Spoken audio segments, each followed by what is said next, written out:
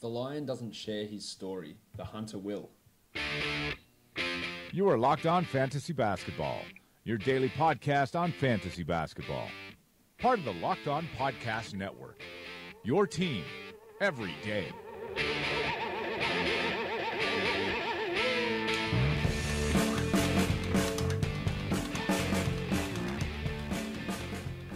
Hello and welcome to the Locked On Fantasy Basketball podcast brought to you by Basketball Monster. My name is Josh Lloyd and I am the lead fantasy analyst at basketballmonster.com, and you can find me as always on Twitter at redrock_bball. Make sure you are following me on Twitter and following Basketball Monster at BaskMonster. I believe that just maybe a few minutes here before I started recording that Yahoo has opened fantasy basketball for the season. Better late than never, but it is open now. So you can go and check out their rankings and get your leagues back started over there if you are using Yahoo for your leagues. Again, I believe they are open. I could be wrong, but I'm pretty sure that they are ready to go over there on Yahoo. So go and check that out. Of course, let's talk about today's show. What I'm going to be looking at. Actually, before I do that.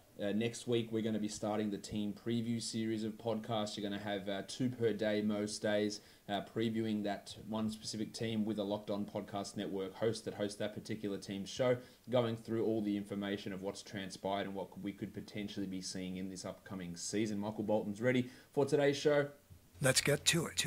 What we're going to be doing in today's show is looking at the 2018 rookie class. Now, I have spoken about them for Dynasty Leagues pretty extensively, but I want to be focusing on them more for the 2018-19 season. So for redraft leagues, what situation are these guys in? What we can expect from these guys in terms of production for this upcoming season. So talk about the guys who are going to be standard league draftable players, the history of rookies in fantasy leagues as well, and try and get some perspective, because almost without doubt, almost without fail, rookies in dynasty leagues, they go at a bananas level in terms of where they get drafted. It is nonsense in some spots. I just did I'm doing a startup dynasty draft at the moment, and with pick 44, I got Chris Paul. Yes, I know it's a dynasty draft, but pick 44 seems a very, very low spot for me to get Chrissy Paul, especially considering John the Baptist Collins went ahead of him, and I love John Collins, but yeah, I'll take Chris Paul at pick 44 every day of the week. Let's talk about how these rookies are potentially going to look for this upcoming season, and to do that, I want to talk about how rookies performed last season, just to give you some historical context. Now, last season was a bumper year for rookies. We've been hearing about that draft class as being stellar for many, many years, much like we've been hearing the same with this draft class. And last year, we had 8 rookies finish the year in the top 150. In fact, we had 5 of them in the top 100 as well. Benny Simmons, Donnie Mitchell, Lonzo Ball, Jason Tatum, Larry Markkinen, the Baptist, Kyle Kuzma, and Dennis Smith Jr. They all finished the season in the top 150. You also had Jarrett Allen, John Isaac, and De'Aaron Fox finish inside the top 200. So 8 guys in the top 150. The first 5 of those, Simmons, Mitchell, Lonzo, Tatum, and Markkinen, were all top 85 players. That is a surprise. You don't normally see that with rookies. We also had 2 top 50 guys with Simmons and Mitchell and Lonzo just missing out on that top 50. That is a surprise type of performance for rookies. But as I said, the quality of the players in that draft class, that 2017 rookie class, was always touted as being high, much like the draft class for 2018 has been touted as high. Whereas next year, the 2019 draft, if you are in dynasty leagues, the quality there is not considered as high. So first round picks in those drafts shouldn't be considered as highly valuable as what they have been the last couple of years. So that's the rookies that were in the top 150 last season. A pretty decent crop of guys. A few surprises there, I think, with Kuzma. Not many people necessarily saw him, at least at draft time, as being that guy. He had a stellar preseason and summer league, of course. But everyone else, you could have made that argument. Obviously, Simmons, Ball, Markkinen, Collins, Smith, Tatum. And Don Mitchell, obviously, is the other one there, who was a surprise performer and obviously a surprise top 50 guy out of that rookie class. But that's not the way that rookies always go. Let's have a look at what it was like in 2016. It's a lot uglier. We had 4 players in the top 150 compared to 8 in 2017. And those 4 guys were Joel Embiid, who played 31 games, and then we had Malcolm Brogdon, Dario Saric, and Yogi Ferrell. And only one of those players was a top 100 guy, and that was Embiid. And I said he played only 31 games. Brogdon, Šarić, and Ferrell were all outside the top 100. That was a notoriously weak crop of rookies. We had guys like Brandon Ingram as a rookie in that class who struggled obviously in his first season. Jaylen Brown didn't put together great fantasy numbers. Dragan Bender in that group as well. It wasn't a great year for rookies, but this is the sort of thing that, not that you would necessarily expect, but I would think you would hope for maybe 3 top 100 guys, 2 to 3 top 100 guys, and maybe 4 or 5 top 150 guys. Last year was where it does end up spoiling us, but almost without doubt you'll have 8 or 9 rookies go in standard fantasy drafts, and that ends up being a waste of those picks the majority of the time. So you've got the 2 outliers there. This 2016 class with only 1 top 100 guy and he played 31 games, or you've got the 2018 or 17 rookie class where you had 5 top 85 players and 2 top 50 guys and 8 top 150 guys, including a bunch of other guys who had use, like Dylan Brooks, like Jordy Bell, like Josh the Hitman Hart, like Josh Jackson at the end of the season, like Bam Adebayo for stretches. We had guys put up some interesting performances, and this is without Markelle Fultz, the number 1 overall pick, actually having any impact at all. So there are big changes from year to year with how rookies perform. So what we're going to look at is try and work out how we're going to view this season's rookies and what sort of value we might be getting from them. Just need to read a quick promo note, because Locked On NFL, if you know the NFL season starting soon, it's become the Locked On NFL of experts. Matt Williamson, you would have known, Matt Williamson, former ESPN podcast host. He hosts Locked On NFL and it has a brand new lineup. Every Monday, it will be the Locked On's local experts on the biggest stories. And then Mike Renner from Pro Football Focus will join every Wednesday, and ESPN's amazing Mike Sando joins on Thursday. So make sure you're following Locked On NFL on Apple Podcasts, Google Podcasts as well, to get this amazing content. All right, let's look at the rookies for 2018 now. I'm going to go through a few guys and their corresponding ESPN rank. Again, I don't have the Yahoo rank out yet because that just got released a minute or so before I started recording. So let's have a look at these 3 guys I've got on my list there: Deandre Ayton, Trae Young, and Luka Doncic. Ayton comes in ranked at 65th on ESPN's rank. I actually think that he has got a legitimate chance of being the number 1 overall rookie this season. And I think that this year we're probably going to have about 4 top 100 guys. Maybe we get to 5, and I think we'll probably have 5 or 6 top 150 guys. So somewhere in the middle of what we've had the last 2 seasons. Yes, the draft, the quality in this draft was always touted as being high, but with it being so big man heavy, opportunities and even playing time for big men isn't always at the same level as what it is for guards. And we've seen that in the past, even though some of those guys last season, like Markkanen and Collins and Kuzma, were considered big men. I guess Kuzma, maybe that's a little bit of a stretch.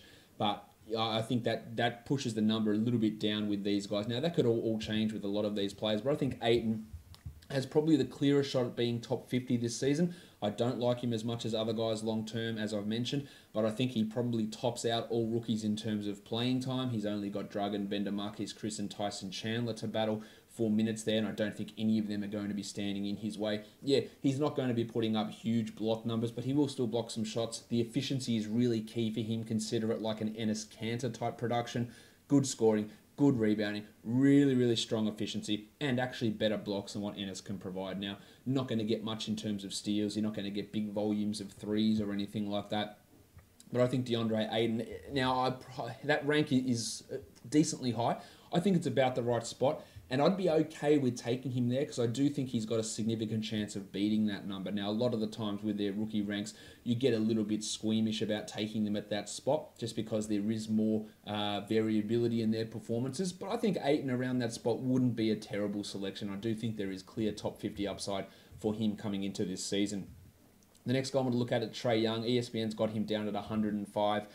I don't think there's really much doubt that he will start. Yes, Jeremy Lin is there, and maybe that happens for the first 2 weeks or so, but we don't even know if Lin is going to be healthy. He's still recovering from that torn patella tendon that he has. Young is clearly the future there. They shipped out Dennis Schroeder. Trae Young should be getting in excess of 30 minutes per night. The field goal percentage will be troublesome, but he gets to the line. He hits them at a high percentage. He is a very good passer, and he will generate assists. And he's a bad defender, but he will generate steals. He'll hit threes at high volume. You won't get any shots blocked out of him, but he has got a chance to be a top 75 guy this season, and I'd be more than comfortable taking him around that rank at around 100, around 90. I feel like there's great value in getting Trae Young at that spot. Still think he's got some significant bust potential, but if you're taking him at 100, well, there's no actual problem with that at all. I think that's a really, really good spot to be getting Trae Young. And I think that he is a guy that's got that path to minutes, has got the ability to produce in those categories. There is elements of risk, of course. The field goal percentage you do have to deal with, but everything else, I feel pretty good about Trae Young for this upcoming season. The next guy to talk about is Luka Doncic, who ESPN ranks at about 72. I feel like that's probably the right spot for him, meaning I'm not sure that he's going to have upside to be a top 40 or top 50 guy for this season. I love Doncic. I think he's going to be a top 20, top 25 guy initially. I worry a little bit about the Carlisle handbrake, not to say that he's going to limit him to 18 or 19 minutes per game, but it might stop him from going to 33. Instead, he plays 28 or 29 minutes. That's a possibility with Doncic. He also has to work himself in alongside the Pencil, Harrison Barnes, Dirk Nowitzki, DeAndre Jordan, Dennis Smith Jr., a whole new team trying to figure out where he fits in there. I don't really have too much of a concern in terms of his rebounding, his assists. He can get steals, he'll hit threes, he'll score okay, but will it be enough to elevate him above that spot? I think that's probably a little bit of a risky selection there at 74, just because it could be a real rough start for Doncic. He could be comfortably outside the top 150 for the first month or two and then storm home with a top 60 finish over the end of the season, but it also may not happen. So while I do love Doncic and he is my clear number one dynasty guy for this upcoming season, I think there's a chance he finishes behind Ayton and behind Young in terms of fantasy production. But those three, are the clear top three, I believe, for this season. You can have whatever order you want. They have got, especially Ayton and Young, the clearest path to minutes and to role on a team, and that should be enough to get them be fairly comfortably in the top 100 for this upcoming season. Let's have a look at the next group of guys I want to talk about here with these rookies. We've got Triple J, Jaren Jackson Jr., Wendell Carter Jr., and Kevin Knox of the New York Knicks. Now, especially with Jackson and with Carter, I really like what they can do. They are top 25 upside type of players. They are top 50 even for this season upside type players if they were to play the minutes. I just don't think that that's going to be the case, at least for the start of the season. Wendell Carter Jr., we'll start with Jaren Jackson Jr. actually. He has a shot to start at power forward alongside Marc Gasol, but they still have JaMychal Green there. Chandler Parsons was almost exclusively a 4 last season, not to say that either of those guys should be in the way of Jaren Jackson, but I have very little faith in JB Bickerstaff at all. I don't think he's got developmental skills. I don't think he's got really much in terms of head coaching acumen at all, so I do worry there. And even if they start Jackson, I think they'll be limiting him to 24, 25 a night for the first couple of months, and maybe that pushes up later. Of course, if a Marc Gasol trade does go down, which I rate as highly unlikely at this point, given the direction of the Memphis Grizzlies franchise, if that did happen, Jackson's numbers, his playing time, all of that would shoot up pretty significantly. I'm not sure that it necessarily gets to the level that we need it to be this excellent type fantasy producer. But there is that opportunity there. I would still be happy having a look at him at the later rounds of drafts. 102, yeah, there is an element of risk there. Like, I think if he gets 25 minutes a night, he actually beats that sort of number. He can be better than that because of his combination of threes, blocks, pretty solid-ish percentages, not great, but gets steals as a big man as well. So there is some potential there for Jackson, but there is an element of risk because if the shot doesn't come around, if he can't demand usage on a team, I think he'll be a fairly low usage type of guy. If the blocks don't translate, much like Karl Anthony Towns, who had a stellar college block rate and then hasn't done anything in the NBA in terms of high block numbers. Towns, I believe, had an 11% block rate in college. The highest he's had in the NBA is 4. So that's a pretty significant drop. Now, Jackson's got the ability to be a defensive player of the year and to be the best player in the best defensive player in the NBA for multiple seasons. That's not going to be the case this season, but I feel pretty good about his defense, and at least that should be able to keep him on the court significantly as a rookie. I don't hate that spot. It's probably actually the right sort of spot for Jaren in terms of rank, but there is still some bust potential in terms of him getting the minutes that he needs to be successful in that spot. The next guy, Wendell Carter Jr., another guy that if you gave him 30 a night, he'd be a top 50 player, but Robin Lopez is there, Punch Bob Shiploke is there, Larry Markkinen should be playing some minutes at centre. I don't know if he will. They've also got Omer Ashik in mothballs. There's Chris Felicio there. Not that they're any impediment to Wendell Carter playing, but they are still on the roster, and who knows what sort of nonsense Fred Hoiberg is going to cook up for us this season. ESPN has Carter ranked as the 114th best player, and he could very, very easily beat that. But of course, I think that you're going to be looking at a guy who's probably outside the top 175 for the first 2 months of the season, or as long as Robin Lopez is there. And if that keeps pushing to the trade deadline, then Carter's going to be playing 21, 22 minutes per night, and it's going to be really tough to hold on to him in that scenario. Give him 29 a night and bang, you're in a top 70 type situation. So I believe that him and Jackson could be the 4th and 5th top 100 player out of this rookie class, but it is going to just rely on what Bickerstaff and what Hoiberg do in terms of their rotation and in terms of how they play these guys and what their role is going to be, especially in that early portion of the season. But Carter's a guy that I think we can come out there and expect good rebounding, good shot blocking, get some steals, above average assists for his position, and be relatively solid on the percentages as well. Not great, not coming out there and being Deandre Ayton 55 and 75 or anything like that, but solid enough to pay attention, hit some threes as well for both of those guys. And I think those ranks aren't too far off, and they should finish pretty close to those numbers. In a 12-team league or a 10-team league, we're talking about one of your last 3 or 4 picks there, and that's a totally fine spot to have a flyer on those guys, but beware, I think the first month or two could be fairly rough for them, but they could come home with top 70 finishes, especially post-All-Star break on teams who will be out of the playoff race, I imagine, by then. The next guy I want to talk about is the Fort, Kevin Knox, who comes in ranked at 176 on ESPN. People are going to reach like shit for this guy. They're going to be all over him because he had lots of big dunks, and people like big dunks at Summer League. He was much better than I anticipated. I liked his ability to create for himself, to handle the ball. He scored well, but he had a usage at 33%. He had a true shooting of under 50. He doesn't get assists or steals or blocks. His rebounding was okay. It wasn't great. His efficiency was absolutely shitful. Now, he will get minutes.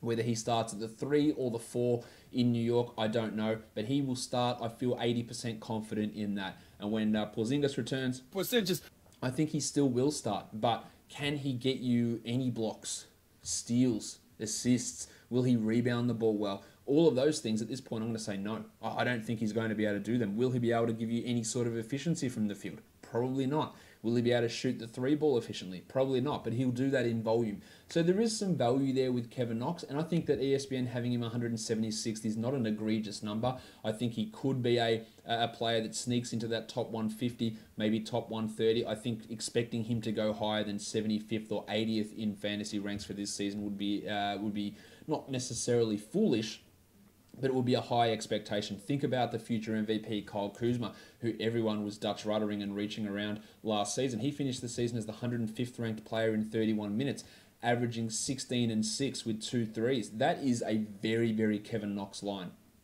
But Kevin Knox would actually have to come out and be efficient to do that. Kuzma shot 37% from 3. So if you think that Knox can come out and actually be really efficient, then that Kuzma production and Kuzma rank is probably the absolute ceiling that he can get to this season. And if you're taking him inside the top 100, you are burning any value you get on Knox. Even if you take him around 100 and 110, I think you're burning a lot of value for him there. But he is absolutely one of those guys that you should be taking in your last or second last round. I think that if he's around in any of my drafts where he's in that last round, I will take him. The minutes are there, the opportunity, and maybe some other shit can come together. But I don't necessarily think that he's going to be vaulting up the rankings and becoming a top 50 or top 60 guy at any point soon. But it will be interesting to see how he develops in a large role with the Knicks, which we assume. I don't think Lance Thomas or Courtney Lee are coming in and stealing playing time for him. Well, if they are, David Fizdale is making a fairly significant mistake, in my opinion. I think those guys are probably the top 6 players for rookie leagues for this coming season. You'll notice I have omitted a certain player who was picked fairly high in the NBA draft. We'll get to him in a second.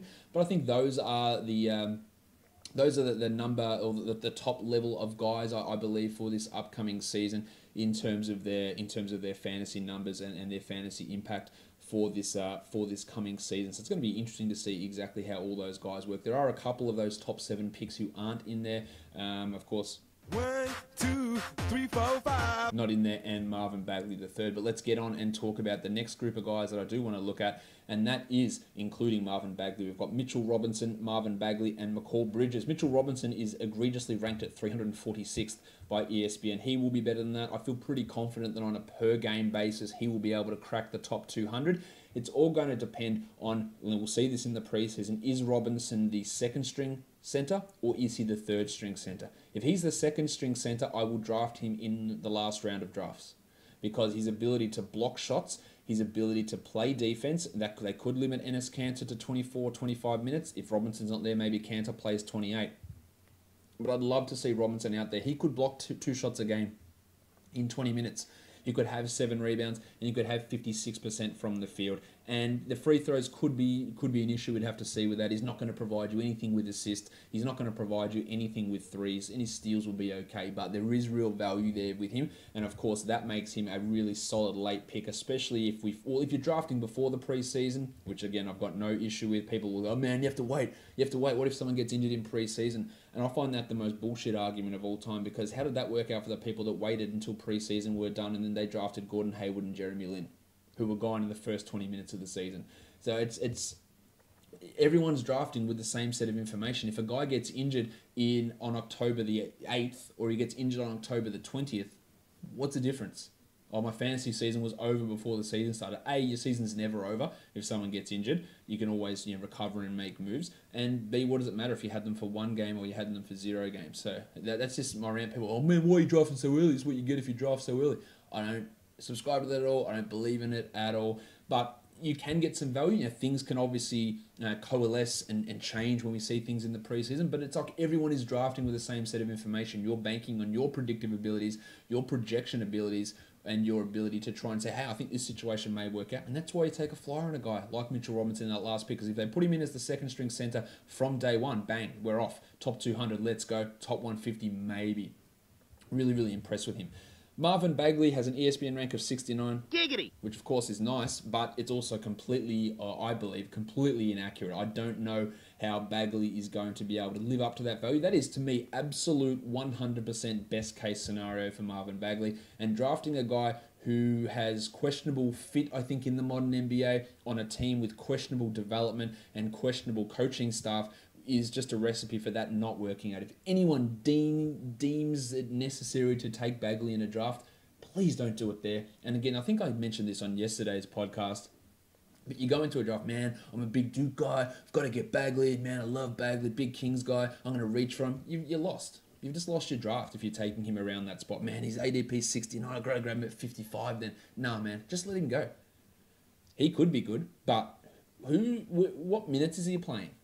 I know I say this all the time. Zach Randolph, Willie Cauley-Stein, Costa Koufos, Skel Labissiere, Harry Giles. That's 6 big men. Dave Yeager, notoriously really, really kind on rookies, loves giving them minutes, loves giving development players in the future lots of playing time. Did it all year last year with Zach Randolph and Costa Koufos. Started them because they are the future of this team, really, really moving forward and progressing. So I don't think we should be looking at Bagley coming in and playing big minutes. Add on to that, he doesn't really block shots at a high level. We saw him block some shots at Summer League. His Duke career would tell you the opposite of that.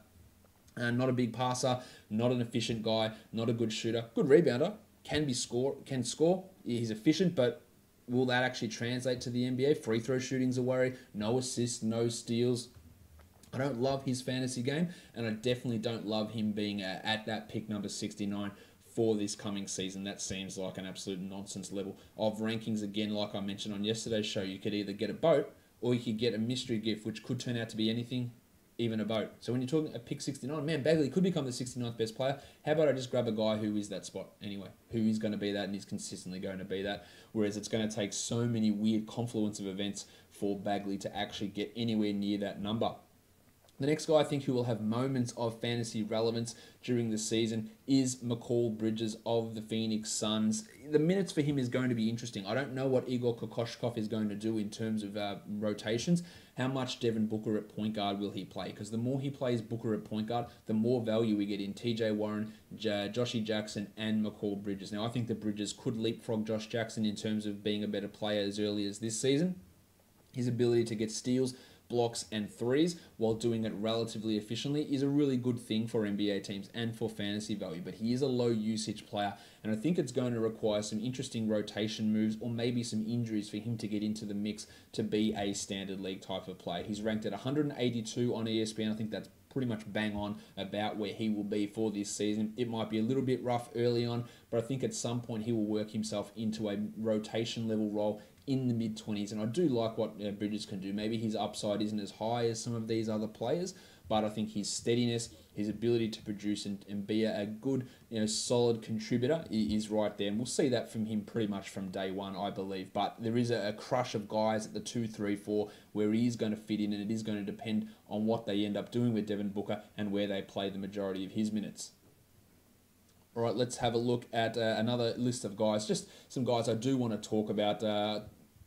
1, 2, 3, 4, 5. Mohamed Bamba, ESPN has him ranked 109th. That seems very, very high. In order for him to get to that level, we'd have to expect that he is playing 32 minutes a night for the entirety of the season. I worry about his ability to score. I worry about his ability to shoot from the field and from the free throw line. He'll bang in some threes. He has really good shot blocking instincts. Some of his defensive stuff and his strength is not there. They do have Nick Vucevic. There's John Isaac. There's Aaron Gordon. There's Kem Birch. There's Tim Mozgov. Not that Birch and Mozgov are going to be big impediments, but Bumba's a guy that for the first 2, 3, 4 months of the season, he's going to be playing that Bismack Biyombo role from last season where it's 18, 19 minutes per night behind Vucevic. At some point, you'd want Steve Clifford to try and move into the Bumba era.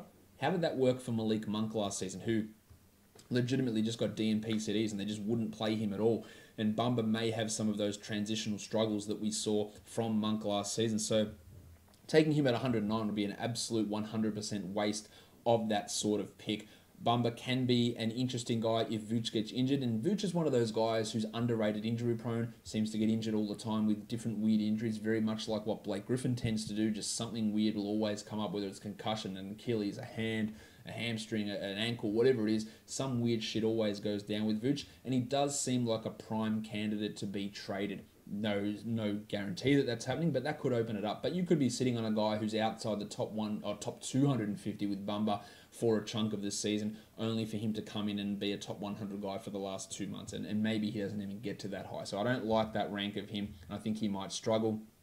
Collin Sexton, ranked at 118th on ESPN. At this point, I don't think he's the starter for Cleveland. There's George Hill there, there's Jordan Clarkson, J.R. Smith, probably Rocket Rodney Hood, Kyle Korver, all in that mix for guard spots.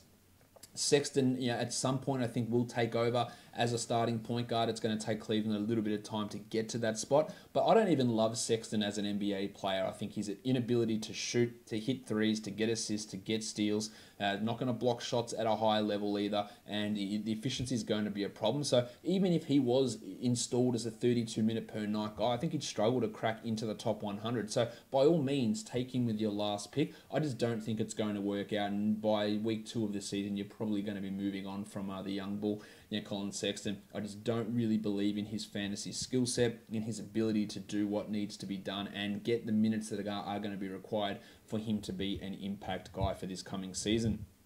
Kevin Huerter, who ESPN ranks at 204.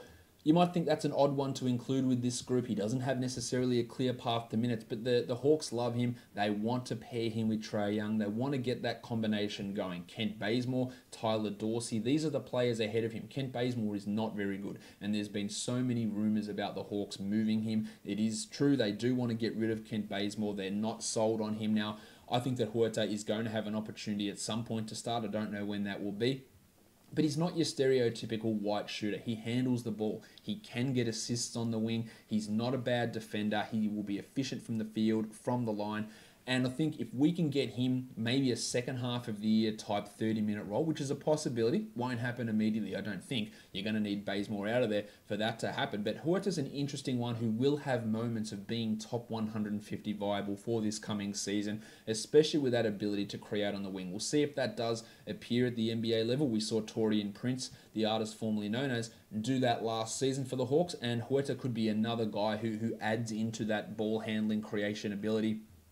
Bazemore did it as well. They had him bringing the ball up a few times. Not to say that Huerter will do that, but there is opportunities there for other guys to handle the ball. Lloyd Pierce will be looking to develop him alongside Trae Young. So I think he's got a pretty interesting opportunity to be a decently impactful guy, at least for stretches for this upcoming season. I'm not going to talk about every rookie, just a couple of other guys I think are worth mentioning. Michael Porter Jr. has a rank of 170 on ESPN. We know that he's saying he's pain-free, but I just don't buy it. I don't buy that he's going to play the whole season. I think the odds of him playing 70-plus games should be lower than him playing 0 games. And by lower, I mean higher, of course, because I can't say words. Not that my job is to say words for a professional, as a professional for my living. I think it's more likely that he plays 0 games than he plays 70-plus games for this season. And even if he is healthy, where are the minutes coming from? What role is he playing? Does he take over Gary Harris? Does he take over Jamal Murray, Nikola Jokic, Paul Millsap? Bloody throw in Trey Lyles and Farton Will Barton there as well. So at best, Isaiah Thomas. At best, he's the 8th guy on this team. At very best. I don't even believe in this guy really long term, especially for fantasy. Do we get assists, steals, blocks from him? Do we get efficiency? Can he rebound? Yeah. Can he score? Yeah, maybe he can do those things. We don't know yet. I don't really look at him as a high-value fantasy proposition. Maybe he can become a star. It's just not going to happen this season. I do think the injury is going to be a real problem for him. DRC Zaire Smith, a player that is worth mentioning, 197th on ESPN's rank. He did break his foot. We'll probably see a slower start to the year.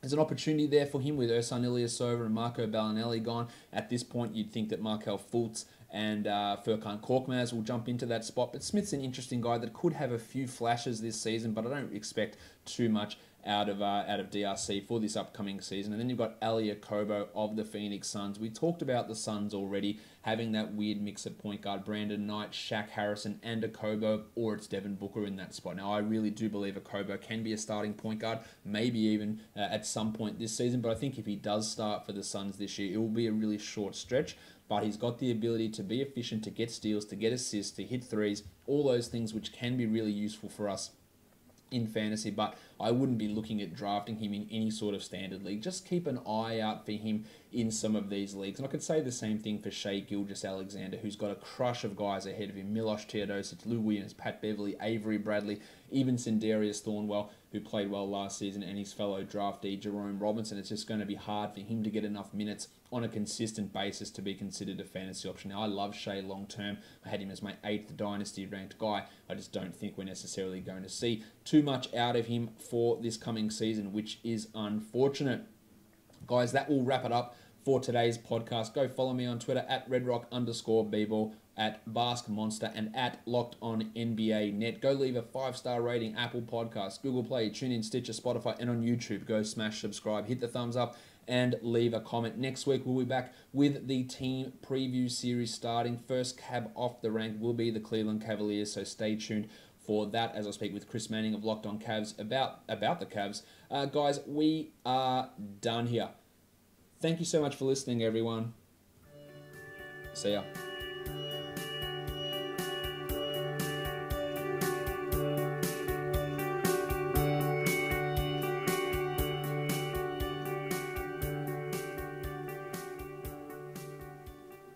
Jaylen Brown.